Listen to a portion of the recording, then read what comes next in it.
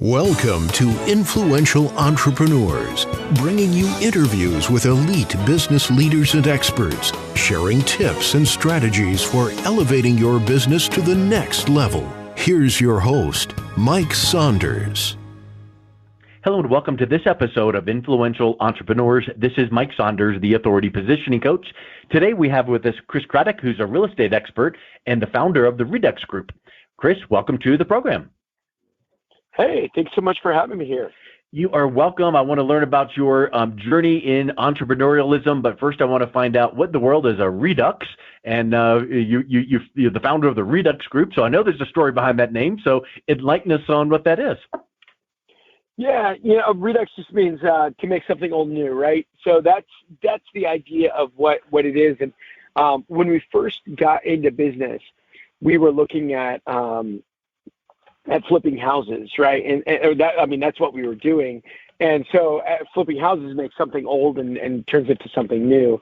Well, then as my business transitioned from just flipping houses, I still do that some, but the majority of what I do is run a big retail team that actually partners with investors, does a lot with investors. But I have a big retail real estate agent team, and somebody's old house becomes somebody's new house, right? Oh, yeah. So it's still making something old new. So that's kind of the whole origin of the need. So did you start off in your real estate career as fix and flip? Yeah. So I guess it was the early 2000s. I was on staff with an organization called Young Life, and I loved Young Life. Changed my life. Amazing. I made between $20,000 and $25,000 a year doing that. And when my wife got pregnant in 2003, we knew that we had to do something to be able to make ends meet. And so I went to the library because it was before Google was the fountain of all information, and checked out every book on real estate investing, read it, and just started knocking on doors. And I made 12 times what I made in a year in about 4 months. And wow. I was like, okay, this is really cool. Maybe I can do a little bit more of that. Yeah, awesome. Exactly. And so that was the start of it. And then I continued doing ministry stuff for a while or for a long time. And then in like 2010, I was at a point where I've got 6 kids. So anybody that has kids understands that it's literally like a bathtub with no drain plug on it, the money with all your money in it, and it just goes away. And so 2010, I was at a point where I just had no money at all. And I was trying to sell my blood to NIH for $300 to buy Christmas presents for my family. And, started flipping houses again. And at that point, just while I was in ministry, I'd always led large groups of people. And so I'd gone back to school. I had gotten a doctorate in leadership. And yeah, that was kind of my situation there. Yeah. Well, I'm a kingdom-focused entrepreneur as well, and I will tell you that I'm sure you know this, but being in real estate is still a ministry, and it's just who we interact with each and every day, and it's not just Sunday morning, Sunday night, Wednesday night, because Monday through Saturday happens, and there's all kinds of opportunities around us every single day, and I think that that's a really exciting prospect too. 100%. Couldn't be more true. That's awesome to hear. Yeah, literally this morning at the time of this recording is a Friday morning here, and I went just attended our monthly, it's called KBA, the Kingdom Business Alliance, and it's a group of Christian business owners that gets together once a month and have teaching time, prayer time, and networking and encouraging each other, and it's just really neat to have people that you can sit across the table with or jump on Zoom if that's the case. And so, I mean, too many times people think, I went to church Sunday, and then now it's time to go do my business, but in reality, wow, bam, business as a ministry, and it's just really something important. And, people have real estate needs. And you know what else? I'm looking at your website and all your team. You've got a team member or a 10 or a 30. You've got people that you are leading and using your degree to lead and minister to. So I think that's really exciting. So I'll tell you one thing, when I heard you say selling blood and hitting the rock bottom, at some point you had to have a mindset shift to say, here's where I am now, here's where I want to be down the road. What was it going on that helped you kind of spark that mindset shift to kind of move past that? Well, yeah. See, the tough thing is, and I feel bad because sometimes I portray it in a different way. the life I chose was, in ministry was a great life. It was weird because on the one hand we had no money, and that was the hard part. Yeah, but on that the other doesn't hand, the being able to make an impact in so many people's lives and do what we were doing and just all the stuff there was just, it was really powerful and really great. So I don't want to mispronounce kind of what was going on there, but it was just hard financially. I'll just put it that way. And so the interesting thing was, I was like, well, I made a lot of money in real estate. I'll go back and flip properties. And so I went and did what I did before. And, but at this point, the crash had happened. So all the people I was talking to no longer had equity in their house like they did when I first was talking with them. And so I learned that short sales were a thing that you could flip. And so the banks, you couldn't just get a lower price if you were not licensed. The banks were either going to pay a commission or they weren't at the same price. And so, at least at that point, most of the banks. And so I ended up getting my license just to flip my own houses. And one of my buddies ended up giving me the book, The Millionaire Real Estate Agent, from Gary Keller. Yeah. And with that, I was able to get a good understanding of how you could build a team where you can make a lot of money by helping a lot of people make a lot of money. Yes. And you could have stayed down in the dumps and been like, well, I guess I got to keep on, going back and doing my Walmart job or find something. But you had to have that outside help, guidance, accountability, read this book. And then you had that fire in your belly. So that's awesome. And then at what point do you don't just jump into growing $100 million in real estate and a team of however many dozens.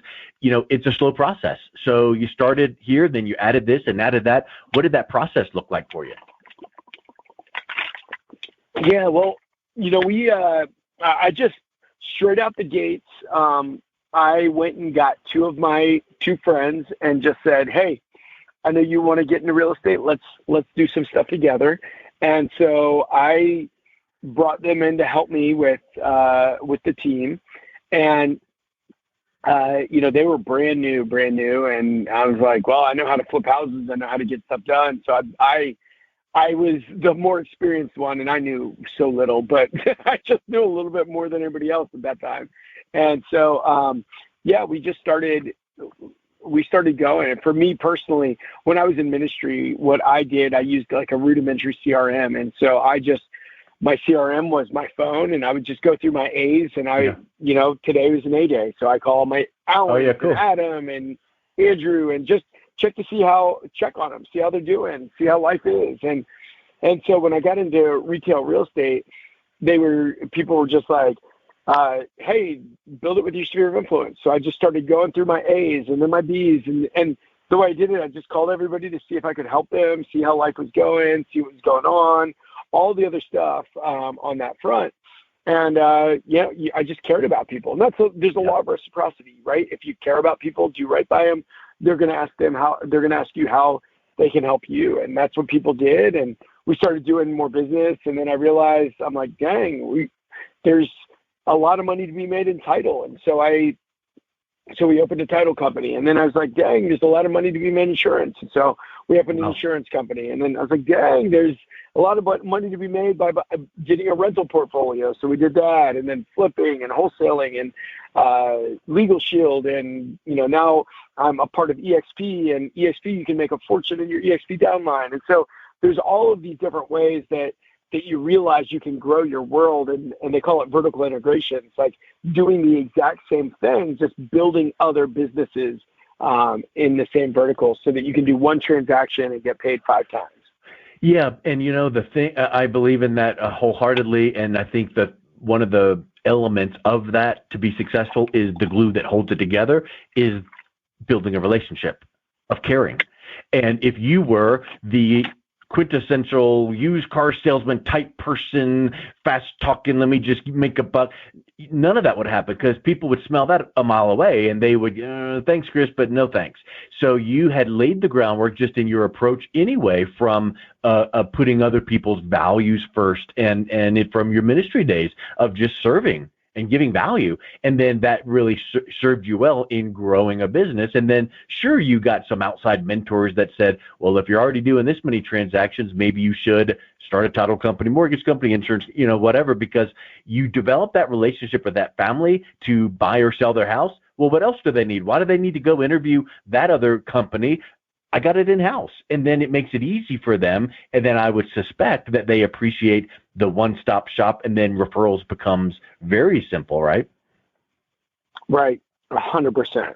100%. That's exactly it, right? You just make it easy, do a good job on all the different pieces, and it just, you pass it around, and it just makes for a great all the way around situation.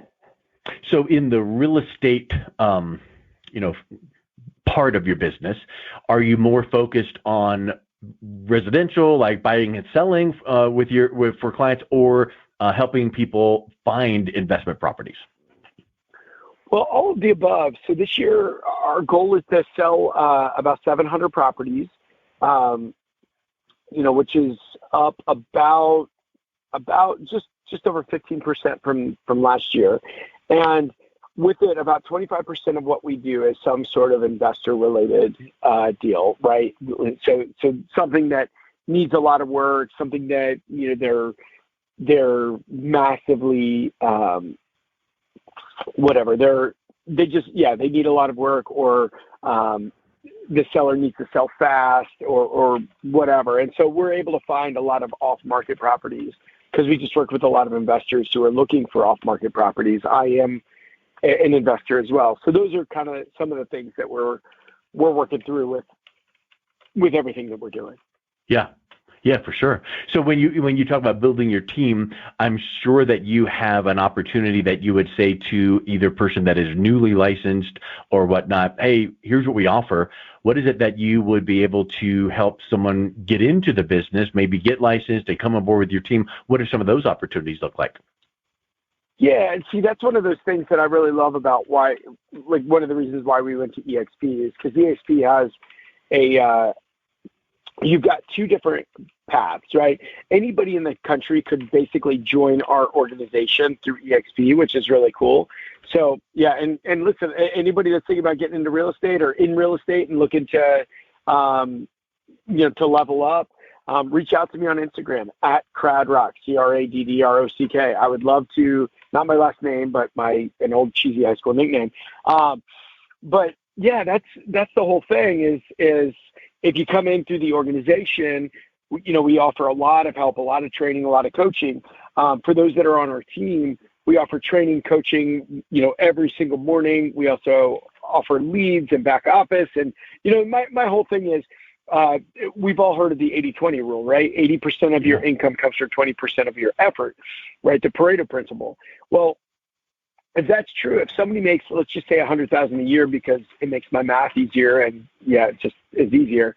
That means that if you make $100,000 a year, that $80,000 that you make comes from 20% of your effort, which is one business day. So literally one day a week equals 80,000. So what we do, and the reason why our agents make a lot of money, is because we work really, really, really hard to make sure that our agents are doing the stuff in their 20%, right? That we have people that does the paperwork for them. We got people that works the inspection piece for them. We've got people that does all of the different things. And we are making sure that our agents are in that 20% where they're selling, they're meeting with clients and negotiating. They're doing all of that.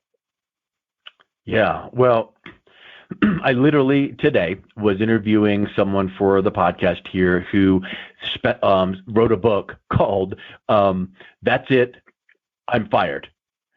And it's written from the perspective of you cannot wear all the hats. You cannot do it all yourself because everything you just mentioned is probably what all you did back in the day. Well, and then when you grow and you grow and you grow, you need to bring those people in so that you don't have to do this, that, and the other paperwork and all that. Well, if you then can focus on your zone of genius and do the highest and best use of where your time is led, now you can go out and build those relationships and knowing that the back office has your back. Well, most of the time in the real estate industry, you get that license and you hang your shingle wherever, and it's like, go get her done. And that's an opportunity that, people don't provide newer agents or any agents, is to have that full team behind them. That's a really amazing opportunity.